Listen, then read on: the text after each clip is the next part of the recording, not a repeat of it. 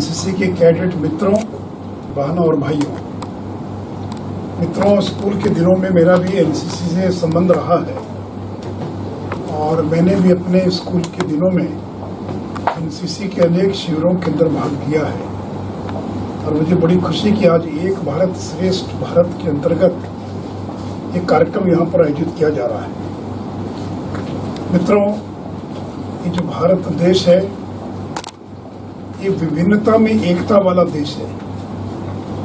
Unity in diversity, यानी लोगों को ये लग सकता है कि इस देश में इतनी भाषाएं हैं, इतना पहनावा है, इतने तरह तरह के खान पान हैं, इतनी तरह की बोलियां हैं, इतने अलग अलग रस्म रिवाज हैं, तो फिर एकता कैसे होगी। लेकिन मित्रों, खासियत यही इस देश की कि जब विभिन्नता में एकता भारत की विशेषता, ये भारत की विशेषता है। अनेकता में एकता, विभिन्नता में एकता, यूनिटी इन डाइवर्सिटी। आपको कई बार लगता होगा कि इतनी विभिन्नता है, तो देखिए आज से बहुत पहले शंकराचार्य इस देश के अंदर पैदा हुए और शंकराचार्य ने बहुत कम उम्र में पूरे भारतवर्ष का भ्रमण किया और भ्रमण करने के बाद उन्होंने 4 धाम की स्थापना की। उसका उद्देश्य क्या था? यही था कि हर एक व्यक्ति के जीवन में एक लक्ष्य रहता है कि मैं अपनी मृत्यु के पहले, जैसे कि मुसलमान सोचता है कि मैं मक्का मदीना जाऊं, एक सिख सोचता है कि मैं स्वर्ण मंदिर का दर्शन करूं, तो वैसे ही इस देश के 4 अलग अलग कोनों के अंदर, दक्षिण में, उत्तर में, पूर्व में, पश्चिम में, इसलिए आप देखते हैं कि जब बिहार के अंदर पितर पक्ष का मेला लगता है तो तमिलनाडु, केरल से लेकर बड़ी संख्या में लोग और गया जी में आते हैं तर्पण करने के लिए। उसी प्रकार बिहार के लोग रामेश्वरम, सुदूर दक्षिण के अंदर जो रामेश्वरम है, वहां अगर जिंदगी में एक अगर रामेश्वरम नहीं गए, अगर कन्याकुमारी नहीं गए, पूर्व के अंदर भगवान जगन्नाथ का मंदिर है, उत्तर के अंदर बद्रीनाथ का मंदिर है, बद्रीनाथ धाम है, या आसाम के अंदर कामाख्या देवी का मंदिर है, या ज्योतिर्लिंग है, तो हमारे जो पुरखे थे, हमारे जो श्रेष्ठ लोग थे, उन्होंने देश के अलग अलग इलाकों में ये तीर्थ स्थल स्थापित किए और ताकि लोग इसी बहाने पूरे देश का भ्रमण कर सके और वे महसूस कर सके, एहसास कर सके कि जो विभिन्नता दिखाई पड़ रही है, ये जो डाइवर्सिटी दिखाई पड़ रही है, ये डाइवर्सिटी जो है इसके मूल में एकता है, इसके मूल के अंदर यूनिटी है। इसलिए हमको एकता के सूत्र खोजने हैं। इन सारी चीजों के अंदर एकता के सूत्र क्या है? एकता के सूत्र, ये भारत हमारी माँ है, हम इस भारत को अपनी माँ के समान मानते हैं। या फिर भाषा, वो तमिल हो, तेलुगु हो, उर्दू हो, कन्नड़ हो, ये सारी भाषाएं हमारे भारत की भाषा है।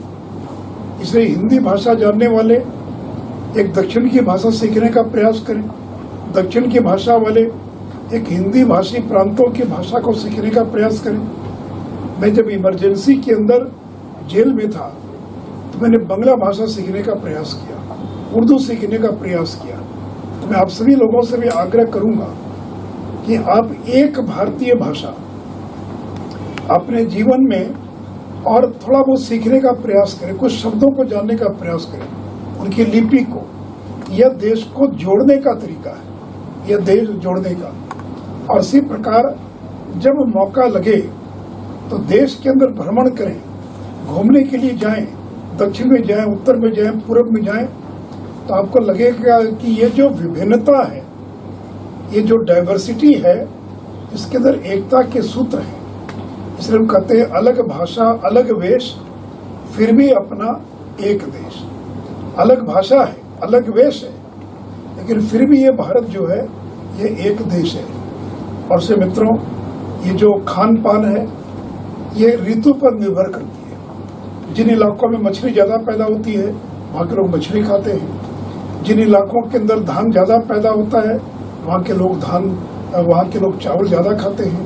पहनावा, अब आप देखेंगे जहाँ गर्मी ज़्यादा पड़ती है उनका पहनावा इस प्रकार का है कि वो गर्मी से कैसे बच सके, और जिन इलाकों में ठंड पड़ती है वहाँ के लोगों का पहनावा ऐसा है जिससे कि वो ठंड को बर्दाश्त कर सके।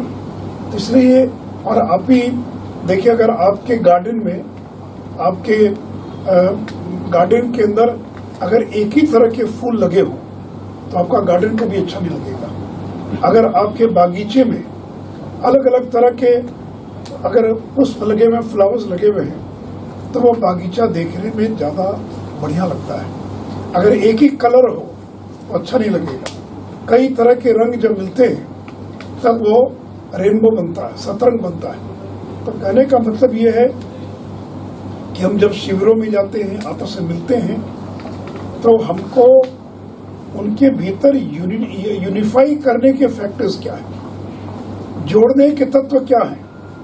गंगा, दुनिया में भारत अकेला देश है जो पहाड़ों की पूजा करता है, नदियों की पूजा करता है। गंगा को माँ बोलता है। क्यों बोलता है? क्योंकि गंगा से हमको लाभ मिलता है, नदियों से हमारा भरण पोषण होता है। हम धरती माँ क्यों बोलते हैं?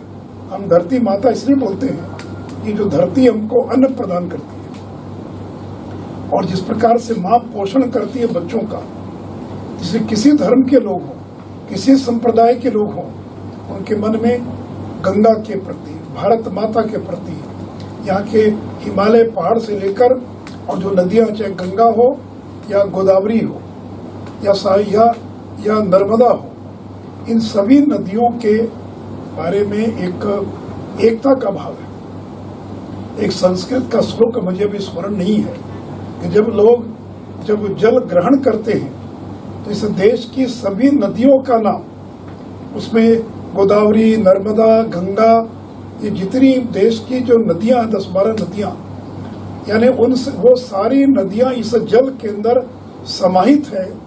ये सोच कर वो जल ग्रहण करते हैं। तो नर्मदा तो कहीं और है, मध्य प्रदेश में है, गुजरात में है, कोई नदी किसी और हिस्से में होगी, लेकिन ये कल्पना करना कि मैं जो जल ग्रहण कर रहा हूँ, इस जल के अंदर गंगा से लेकर गोदावरी, ब्रह्मपुत्र से लेकर जितनी नदियां हैं, सिंधु नदी, उन सारों के वो सभी का जल इसके अंदर समाहित है। इसलिए मित्रों, दूसरे राज्यों का जो खान पान है उसका एक अलग आनंद है। जब आप दूसरे राज्य में जाएं तो मैं आपसे आग्रह करूंगा, अगर बिहार का कोई व्यक्ति अगर मान लीजिए जा रहा है गुजरात, तो वहां जाने के बाद वो बिहार का खाना ना खोजे, बल्कि वहीं के खाने का प्रयास करे ताकि उसको मालूम पड़े कि गुजरात का खाना किस प्रकार का है। इसलिए मित्रों, ये भारत देश है जहाँ विभिन्नता में एकता है। दुनिया के बहुत सारे देश हैं जिन लोगों ने और डाइवर्सिटी को खत्म करके केवल एक समान, हर चीज एक तरह की होगी। हम उसके पक्ष में नहीं है। हमारी संस्कृति जो है वो ये बतलाती है कि ईश्वर एक है, उसको जाने का रास्ता अलग अलग हो सकता है। कोई चर्च के माध्यम से जाएगा, कोई मस्जिद के माध्यम से जाएगा, कोई मंदिर के माध्यम से जाएगा। कहते एकम सद्विपरा बहुधा वदन्ति, सत्य एक है, उस तक पहुंचने के रास्ते अलग अलग हो सकते हैं। जैसे सारी नदियां अंत में जाकर समुद्र में मिलती हैं, ये सारी चीजें जो हैं अंत में एक जगह समाहित होती हैं। इसलिए हमारे देश की एक खासियत है कि हम अलग अलग दिखाई पड़ते हैं, लेकिन हम सब एक हैं। इसलिए श्रेष्ठ व एक भारत, श्रेष्ठ भारत। और जहाँ तक नई शिक्षा नीति के बारे में जो बात आई है, तो हमारी जो नई शिक्षा नीति है, ये करीब 28-29 वर्षों के बाद इस देश में नई शिक्षा नीति और लागू हो रही है। और ये शिक्षा नीति की खासियत है कि एक और इस देश की जड़ों, इस देश की जो जड़ें हैं, संस्कृति, हमारा साहित्य, हमारा आध्यात्म, उनसे जुड़ा है, और वहीं दूसरी ओर 21वीं शताब्दी की जो चुनौतियां हैं, उन दोनों का मुकाबला करने की, हमको अपनी जड़ों को नहीं छोड़ना है। हम अपनी जड़ों को, हमारा जो प्राचीन इतिहास है, हमारी जो संस्कृति है, हमारी जो सभ्यता है, उससे हमको प्रेरणा लेना है, और उससे प्रेरणा लेकर हमको नए भारत का निर्माण करना है। इसलिए मित्रों, तो नई शिक्षा नीति के अंदर भी बहुत सारी ऐसी बातों को समाहित किया गया है जिससे हम 21वीं शताब्दी की हम चुनौतियों का मुकाबला कर सकें। मैं फिर से एक बार एनसीसी के सभी जो सीनियर अधिकारी यहाँ पर मौजूद हैं और जो सारे कैडेट्स हैं, उनको मैं अपनी ओर से धन्यवाद देता हूँ कि एक भारत श्रेष्ठ भारत, हमारा भारत एक है और ये श्रेष्ठ ये श्रेष्ठ भारत है। आदरणीय नरेंद्र मोदी जी ने और एक भारत श्रेष्ठ भारत का जो नारा दिया है, केवल नारा न रहे बल्कि अपने जीवन में उसको उतारना है। कई बार हम लोग नारा लगाते हैं लेकिन उसका अर्थ नहीं समझते और उस नारे को अपने जीवन में उतारने की आवश्यकता है। इसलिए एक भारत श्रेष्ठ भारत ये केवल नारा नहीं है, ये स्लोगन नहीं है, इसको जीने की आवश्यकता है, इसको अपने जीवन में उतारने की आवश्यकता है। इन्हीं शब्दों के साथ मैं एनसीसी के लोगों को धन्यवाद देना चाहूँगा कि आपने मुझे और संबोधित करने का मौका दिया है। इसलिए फिर से एक बार, अनेकता में एकता, भारत की विशेषता, दिल्ली हो या हो गुवाहाटी, अपना देश अपनी माटी। इसलिए आइए यूनिटी इन डाइवर्सिटी के मंत्र को याद रखते हुए हम श्रेष्ठ भारत का निर्माण करें। जय हिंद, जय भारत, वंदे मातरम।